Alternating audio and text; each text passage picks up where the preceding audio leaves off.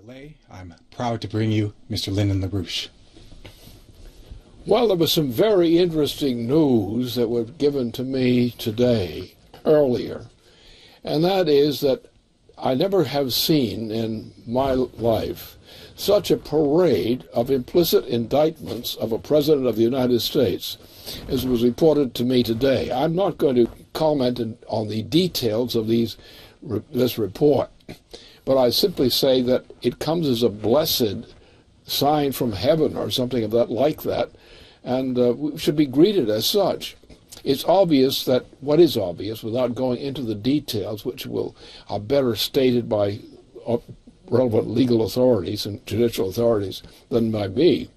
But I can say that what I've heard today, and I do understand what I've heard, that this is probably the greatest indictment of an incumbent president of the United States that I've ever heard. If there's one that occurred less ominous than this one, I don't know what it was. And I think I know the history of the United States pretty well. But that comes not as a finality of anything, because this situation is subject to all kinds of reversals back and forth. But the fact that such a counter to the president's behavior has been stated publicly by a federal court is in itself a very important development, even without trying to interpret what has been said. But the implications are, as any plain language view would say, this man has been slapped down back and forward repeatedly through the whole reading of these charges.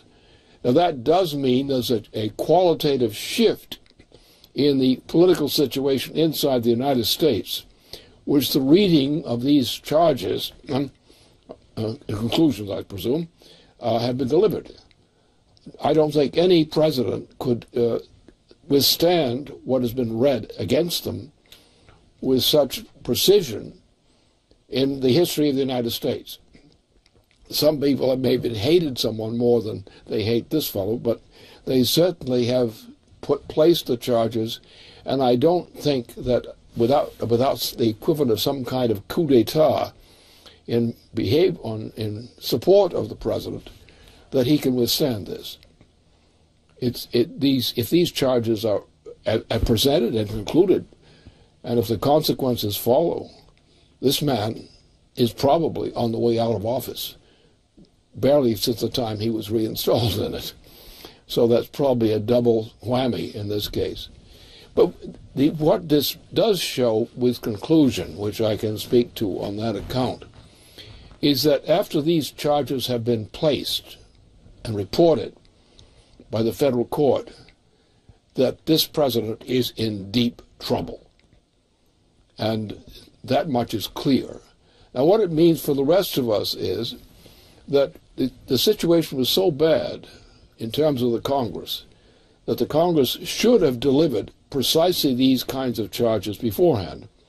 And undoubtedly there were people inside the Congress, the Senate and House, particularly the Senate, who would have proceeded on these charges if encouraged to do so. And I think that has to be considered a factor, that all the ideas that somehow Obama has come off clean on the basis of his reinstallation as president, that is in doubt now. I don't believe that any president, unless he has the powers to conduct a coup d'etat, may remain in office under the continuation of the list of charges which have been presented as conclusions by the federal court. So this is a new situation, and it means also a new situation for us in terms of things like troubles as much as anything we might find pleasant in this whole proceeding. The United States is in deep trouble. Our economy is in the process of disintegrating. We are about the point that an actual breakdown of the Congress could occur, of the end of the courts. And therefore, Bernanke, what's going to happen to Bernanke? The courts are against him.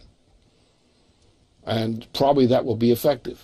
It's not guaranteed, but it probably will be effective. And the citizens of the United States are going to have to wake up. And that's quite possible that they will. Because the usual way that people talk about presidential institutions, Congress and so forth, is nonsense. There actually has been usually not more than 5% of the voting population which has had the guts to do anything serious, actually do it. Many members of the Congress, for example, will gripe privately behind the scenes, but they won't do anything. And generally it's between 5 and 10% of the total membership of the Congress, which is likely to take on an issue such as this one. Perhaps the implication is, and I say perhaps, is that the presentation of these charges, these brought by the court, will give some courage to a lot of people who are otherwise scampers as cowardly heroes, shall we say, before. But the point is, on the other hand, you take the British monarchy and certain elements of the U.S. government and the population, and they are going to fight back. They're going to fight back hard. And they would even try coup d'etats and things like that, or things of that nature. So we must be aware of the fact that there is, without doubt, apart from what the federal court has decided on the case of Obama, is that there is going to be a big kickback from forces in certain parts of Europe. The British monarchy in particular will be enraged by this. Other parts in France will be enraged. Some people in Germany will be enraged. You will have a certain factor of rage from the bad side in Italy. You will have also the anger in Spain and Portugal and other places. This means a sudden turn in the strategic situation and role of Russia in this period. All these things have been made open by this decision, the rendering of this decision by the federal court. And this is something new which did not exist for me 2 days ago, and it probably did not exist for a lot of other people. But it shows that in the system, the federal courts have acted, the federal court has acted in a way which portends the opportunity for getting out of the mess we've been digging into for so long.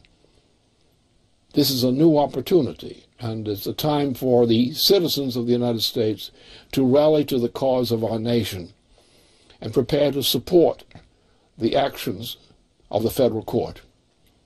And with that, I will leave it to you for a moment. The question then posed, well, what's wrong with the Congress? Well, we know what's wrong with the Congress. That more than half of them are cowards and opportunists. And therefore, the Congress was not able to do the job that had to be done.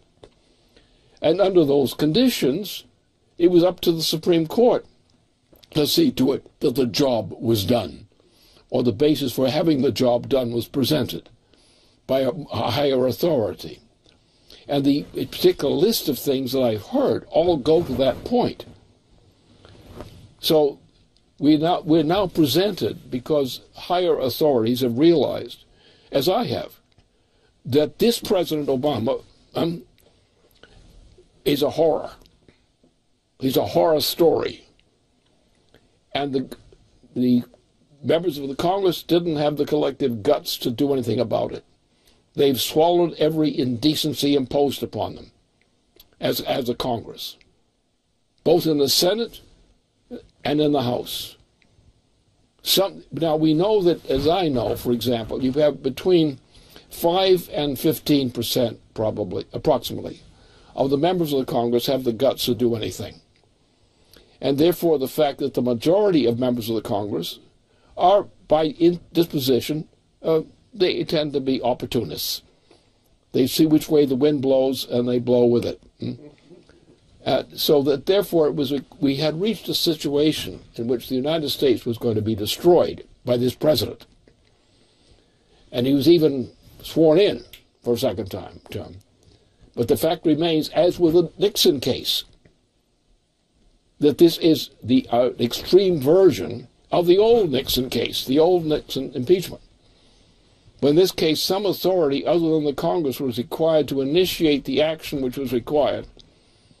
And what I heard from the reading of the conditions of the charges, of the conclusions of the court, those conclusions were all in correspondence to the requirements. And I go into his first term, the president's first term in office, as also to the second. So there was every reason, that reason would demand, that this president should be impeached under those circumstances. The impeachment as a form has not been realized.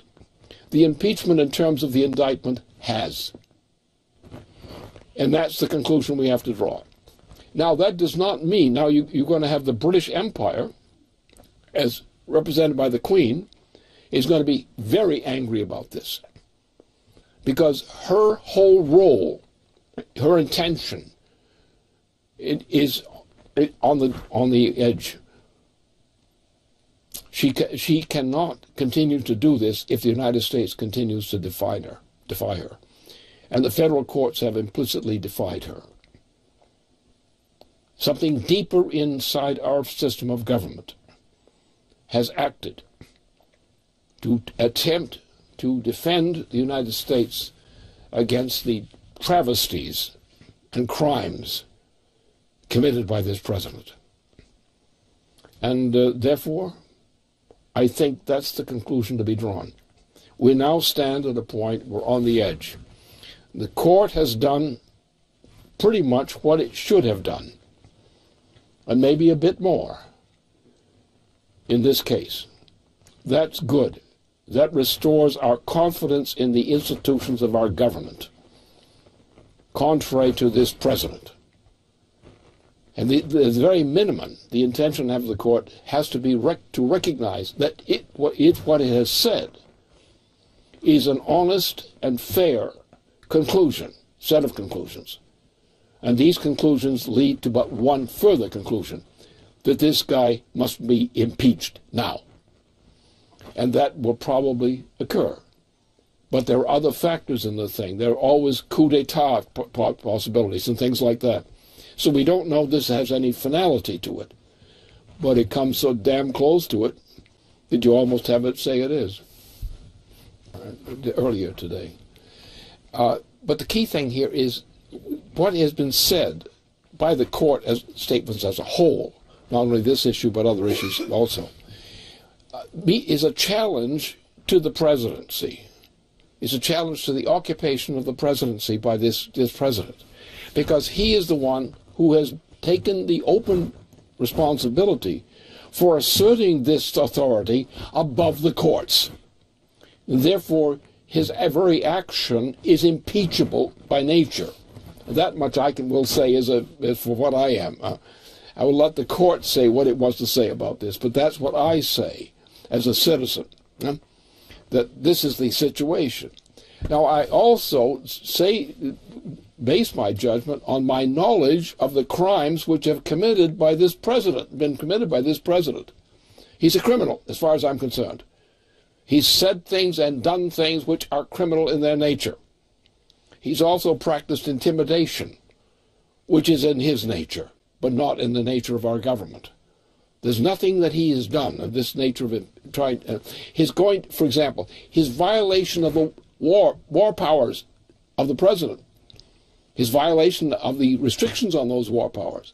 First of all, he was not entitled to put troops into action in Libya. Not entitled to do that. It's a violation. And to go into armed conflict in Libya is a violation of the Constitution. He had no authorization to do that. He acted as a dictator. And that's a violation of our Constitution. Now, we act the fact that our Congress was cowardly and didn't do anything about it, and that one senator got by with supporting this crime of this president, doesn't alleviate the responsibility of anyone. The president should have been impeached for doing that. That was an impeachable offense. he should be impeached. Otherwise, the politer term, common to most people's knowledge, is he should have been thrown out of office promptly and immediately on the first time he did that. He should have been slapped in the face first, and if he continued, he should have been slapped out of office. It's the obvious fact. So the problem here is a fact of a cowardice shown by the Congress. The Congress permitted, or to one senator, permitted a violation of the Constitution in terms of the War Powers Act. And therefore that senator should have been impeached too, because he was complicit in a violation of the Constitution. He's not fit to be appointed to a more significant position. Maybe a rebuke or an official rebuke for what he had done would be sufficient. But he should not be promoted to an office with higher powers than he's enjoyed heretofore. This is the nature of the situation. And fortunately the courts existed. The federal court exists. And the federal court, with the series of actual indictments of this president, and there are a series of them, as you know, this man is no longer fit to be office. Nixon was a mild offender compared to this president, and on these charges alone to certify it. The problem is somebody's going to try to reverse this on some kind of appeal. On the case of the Hillary case, it's just the same problem. She's intimidated. She was abused, intimidated. That much I know. Her husband was thrown into a tizzy, a former president, thrown into a tizzy by what his wife had gone through. Made terrible decisions in terms of mistakes, which are terrible decisions on his part. But his wife was in danger from this president. And on the basis of one moment in her record as in the state, that was a case visibly of pure intimidation. And the President of the United States, she should have resigned. Actually, her only option was to resign the office, and then go back to the Senate, body of the Senate, and run a campaign against this president. That was her moral duty.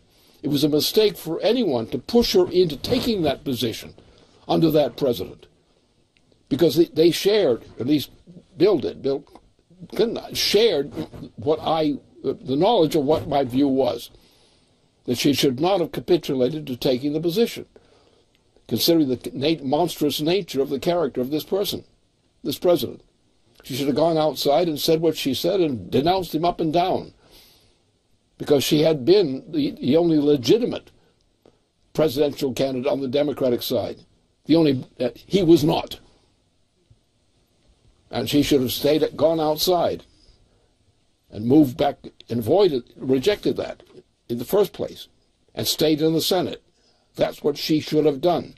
She had colleagues when she was a senator in the Senate who could fight this issue better than she could from inside the position she took.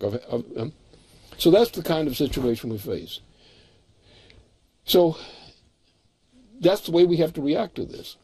And we have to react to this. We all have, especially for someone in my position, I'm supposed to have guts to deal with things like this. And I always will, as long as I'm alive. I have a lot of experience with this sort of thing, with the history of our nation. And I would back up anyone, including her, Bill, on this issue. She should not have ever been appointed president. I do not consider him honestly elected as president on the basis of what I know. Foreign powers were using the proceeds of drug distributions, illicit drug distribution, in order to finance him to become the president of the United States. I would say this man himself is now purely a drug on the market, and he should be removed from office immediately. Because I know on personal knowledge where this present situation is going under this president. And anyone who's a true patriot, with the guts and knowledge to be a patriot, would support me in saying he must be thrown out of office now.